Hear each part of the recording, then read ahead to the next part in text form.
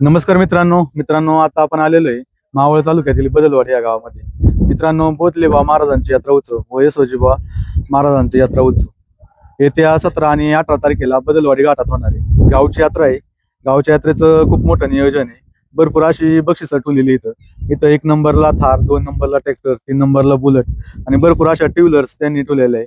आज आपल्याला घाटात आल्यावर यात्रा कमिटी भेटलेली आहे. यात्रेचं नियोजन कशा प्रकारे, गाड्या मालकांना काय नियमावली या व्हिडिओच्या माध्यमातून आपण पाहणार आहे. तर चला या व्हिडिओला सुरुवात करूया.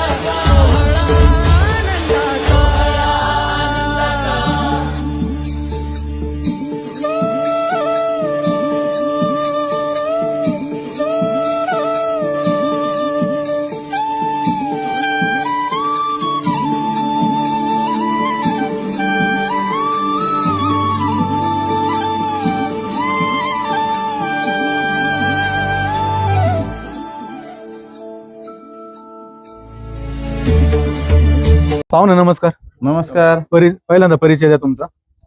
मी संतोष हिरामन ओढापे, बदलवाडीतील ग्रामस्थ. बोधलेबा महाराजांचा यात्रा उत्सव येत्या 17 आणि 18 तारखेला बदलवाडी घाटामध्ये बैलगाड्या शर्यत आहे.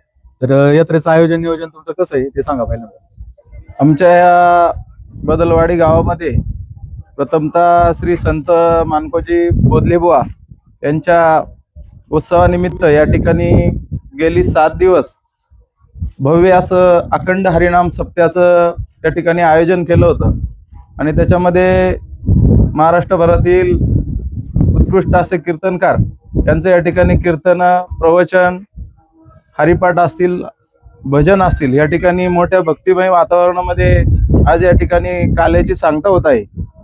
त्यानंतर उद्या दिनांक 17 आणि 18 या ठिकाणी बैलगाडा क्षेत्रातील सर्व नामांकित बैलगाडे या ठिकाणी सहभागी होत असून या 2 दिवसामध्ये बैलगाडा शर्यतीचा थरार या ठिकाणी हिंदकेसरी बदलवाडी घाटामध्ये रंगणार आहे.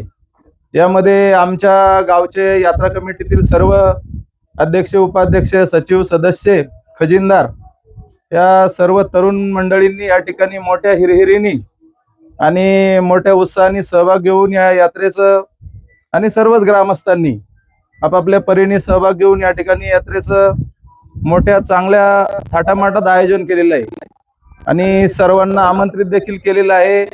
सर्व बैलगाडा शौकीनांना देखील या ठिकाणी आमंत्रित केलेलं आहे. तर यामध्ये घाटाचं पण आपण पाहू शकता. या ठिकाणी गेली 20-25 दिवस झालं या ठिकाणी सर्व यात्रा कमिटी असतील, गावातील सर्व तरुण कार्यकर्ते असतील, तो घाटाचं चांगल्या दर्जाचा घाट धावपट्टी कशी तयार होईल आणि उन्हाळ्याचे दिवस असल्यामुळं त्या ठिकाणी बसण्यासाठी आसन व्यवस्था, त्यातच सावलीचं जे काही नियोजन करता येईल म्हणजे जेवढं करायला पाहिजे ते पुरेपूर या सगळ्या मंडळींनी, आमच्या ग्रामस्थांनी आणि उत्सव कमिटीने करण्याचा चांगला प्रयत्न केलेला आहे. आणि या ठिकाणी बक्षिसांची खैरात केलेली आहे.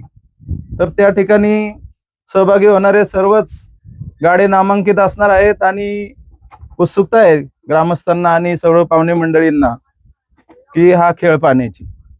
पाहुणे नमस्कार. नमस्कार. परिचय द्या. माझं नाव अजय बंधूस बदले. गावची यात्रा आहे. गावच्या यात्रेचं खूप मोठं नियोजन आहे. बक्षिसांचं स्वरूप कसं आहे यात्रेला? गेली आपण पाहतोय पुणे नगर जिल्ह्यामध्ये अगदी टॉपच्या काही यात्रा भरतात. त्या टॉप मध्ये आमच्या बदवडी गावाचं नाव गेली 4 ते 5 वर्ष झालं सातत्याने येतंय. ते येण्यामागचं कारण असं आहे, इथून पाठीमागचं जर सांगायचं झालं तर 3ऱ्या वर्षासाठी बदवडी गावानं पुणे नगर जिल्ह्यात दुसरं जर मोठं बक्षीस कोण ठेवलं असेल तर आमच्या बदवडी गावानं ठेवलं. त्यानंतर चालू वर्षी सुद्धा अगदी बक्षिसांचा महाकुंभ म्हटलं तरी काही वावगं ठरणार नाही अशी बक्षिसं आपण आपल्या बदवडी ग्रामस्थांनी ठेवलेली आहे. प्रथम क्रमांकासाठी 1 लाख रुपये, द्वितीय क्रमांकासाठी 1,11,000, तृतीय क्रमांकासाठी 44,000 रुपये. तर फायनलसाठी आपण जर पाहिलं तर प्रथम क्रमांकासाठी थार गाडी आहे, त्यानंतर द्वितीय क्रमांकासाठी ट्रॅक्टर आहे, तृतीय क्रमांकासाठी बुलेट आहे, त्यानंतर 4 ते 11 नंबर पर्यंत टू व्हीलर गाड्या आहेत. असा मोठ्या प्रमाणात बक्षिसांचा महाकुंभ आज बदवडी ग्रामस्थांनी पुणे नगर जिल्ह्यातील गाडा मालकासाठी ठेवलेला आहे. घाटाचा राजासाठी काय आहे? घाटादारासाठी टू व्हीलर आहे, आकर्षक बारीला आकर्षक बारला सुद्धा चषक आहे, 10 फुटी चषक आहे. किती गाडा मालकांना प्राधान्य दिलं? प्राधान्य आपण 400 गाड्या मालकांना दिलेले आहे. पहिल्या दिवशी 200, दुसऱ्या दिवशी 200. फायनल ज्या त्या दिवशी होणार आहे का? कसं असणार नियोजन? ज्या त्या दिवशीची फायनल ज्या त्या दिवशी होणार आहे. आपण घाटाबरोबर सकाळी 8 वाजता चालू करणार आहे.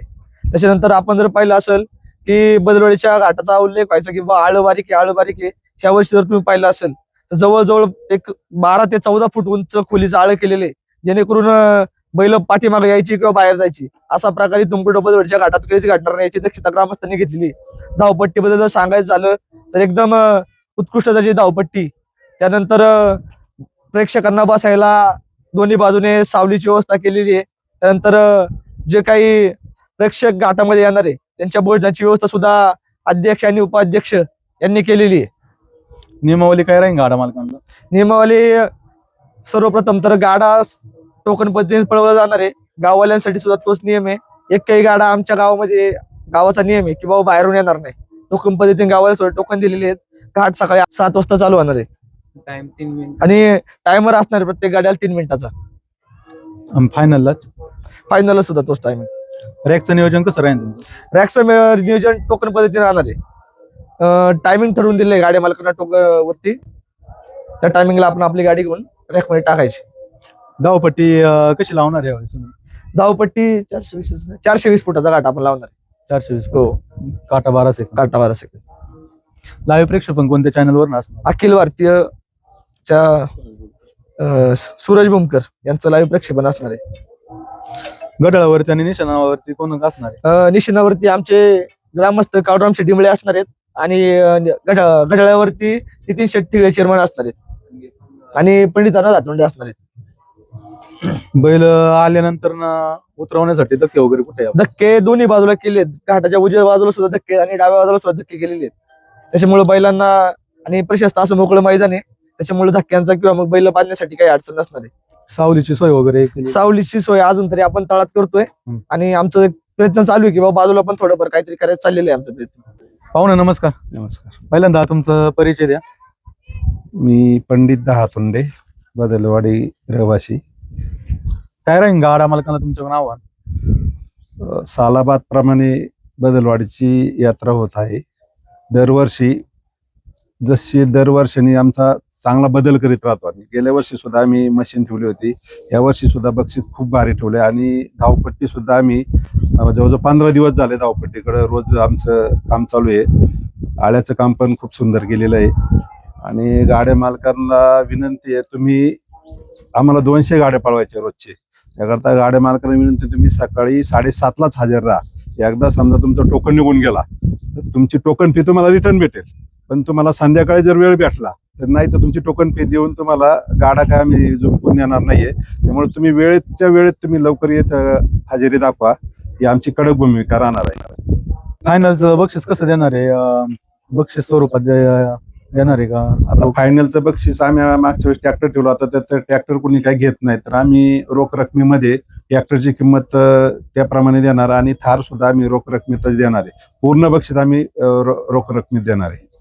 काय गाडी लांबून येणार आहे तर ट्रॉफिक मध्ये जर अडकले वगैरे तर लेट आले तर काय त्यांच्यावर? मग त्यांना आम्ही शेवट देणारच आहे. म्हणजे सकाळ सकाळ तर गाडीला आमची नाहीच आहे. जे असेल समजा ते झालेच उशीर, तर त्यांना आम्ही शेवटला आम्ही त्यांचा विचार करू. आणि जे टोकनवारी चाललेले आहे ते टोकनवारीच राहणार आहे. त्यामुळे गाड्या मालकांनी दक्षता घ्यायची का वेळेच्या वेळेत आपण कसं हजर राहू, कारण आम्हाला ते पण चॅलेंज आहे की 200 गाड्या आम्हाला पळवून मोकळे व्हायचे. हा प्लस फायनलचा पण विषय. फायनल पण आम्हाला 5 वाजता फायनल चालू करायचे. फायनलला सुद्धा 30 गाड्या असतील. पहिल्या फेरीला किती फुटावर कांडा राहील आणि फायनलला किती फुटावर राहील? पहिल्या फेरीला 70 फुटावरती कांडा राहील आणि फायनलला 60 फुटावरती कांडा राहील. एखाद्या गाड्याचा जर गोळ वगैरे झाला तर काय त्याच्यावरती? नाही, घोळ झाला तर त्याला काही विलाज नाही. झाला तो झाला घोळ, त्याला काय परत आपण संधी देणार नाहीये. घोळ झाला तरी ज्यांनी काय ते प्रत्येक गाडी मालकांनी ज्याची त्याची दक्षता घेऊन नियोजन करायचे.